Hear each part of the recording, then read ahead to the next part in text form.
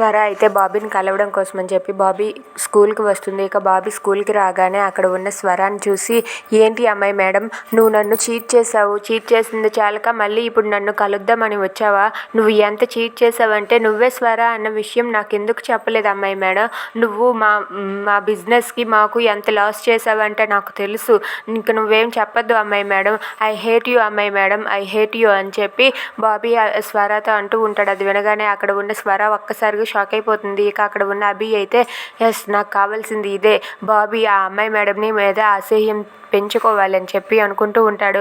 ఇక అక్కడ ఉన్న బాబీ అయితే, అవును అమ్మాయి మేడం, మీరు అస్సలు మంచివారు కాదు, ఐ హేట్ యూ అమ్మాయి మేడం, ఇంకెప్పుడు నాకు కనిపించాలని చూడొద్దు అని చెప్పి బాబీ ఆ స్కూల్కి వెళ్ళిపోతాడు.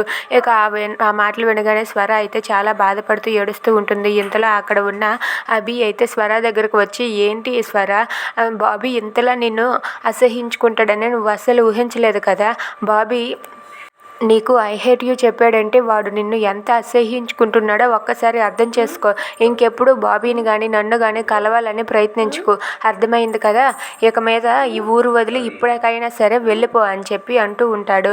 అది విని స్వర మౌనంగా ఉండిపోతుంది. Please subscribe our channel.